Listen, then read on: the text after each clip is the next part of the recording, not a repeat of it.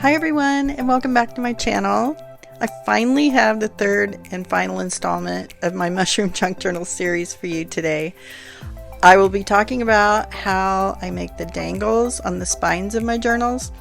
I'd like to include charms and beads for my dangles, so let's get into it. I like to use these ring fasteners to hold my dangles. I've discovered 3 different sizes on Amazon. Tim Holtz makes the smallest ones, but I went searching for some bigger ones because I felt like those were a little small for some of the larger junk journals that I make. Plus, they just feel stronger and more substantial for holding strings of glass beads and metal charms, which can be kind of heavy.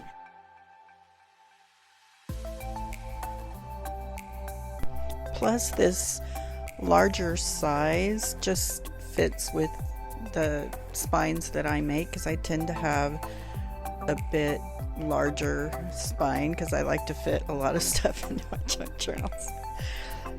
So yeah, I chose this larger one. And I use an awl to poke a hole in the spine and insert the ring fastener, and then I start on my charms. For this journal, I chose the antique bronze color, but I often use silver too. I typically use bulb pins to attach the dangles to the ring fastener, but in this case, I used a Tim Holtz swivel clasp.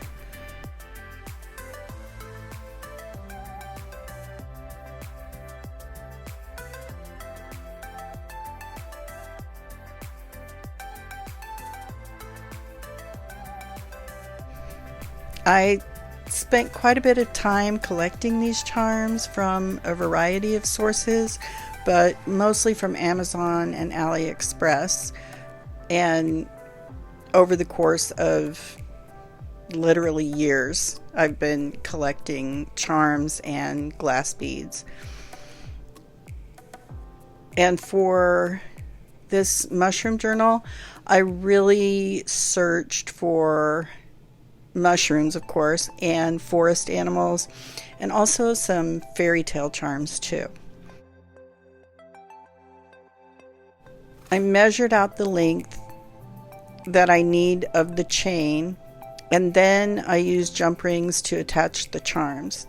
I typically put the biggest or the heaviest charm at the bottom, and then use smaller and smaller charms as I go up the chain.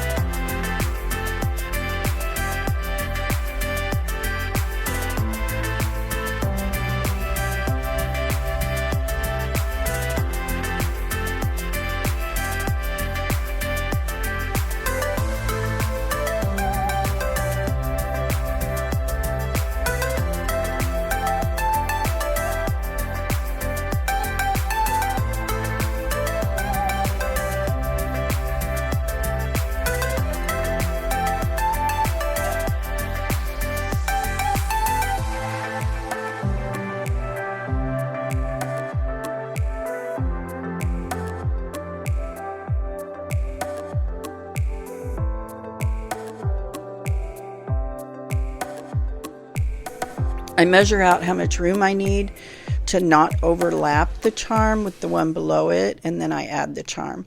With these jump rings, you just need to twist the ring and not like pull it out or spread it out to open it. It makes it a lot easier to match it back up after you've added the charm, to just twist it back. And I ended up using 3 chains of charms for this dangle. I am so sorry my camera keeps going out of focus. I'm hoping to get better at this, but I think you can get the idea of what I'm doing.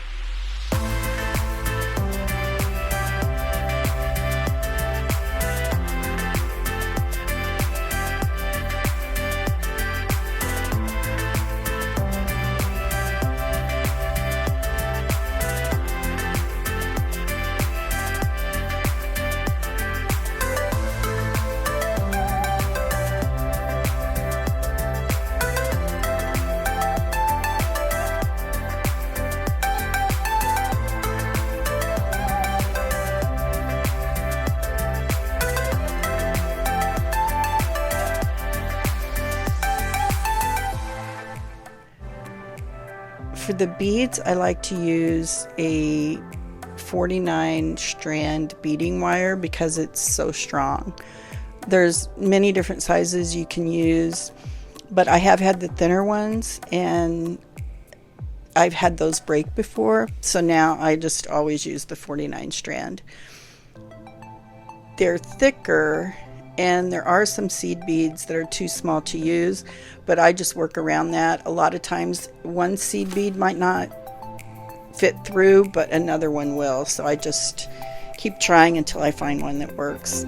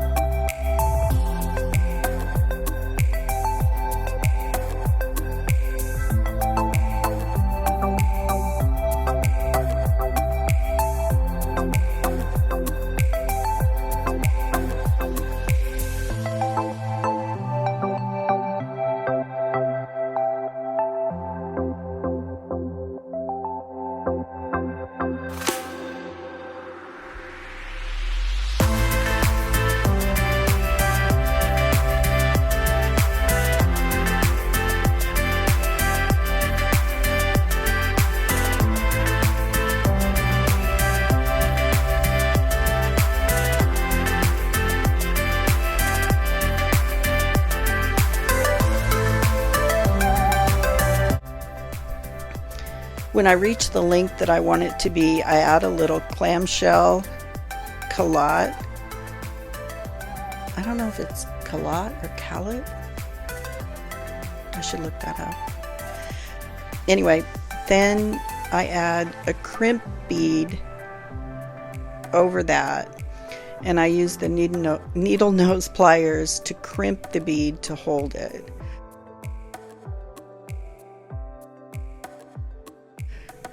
I close the little clamshell over the crimp bead. I forgot to say, and I forgot to do this on here, before I close the little clamshell, I clip the wires that go beyond the little crimp bead, then I close the little clamshell.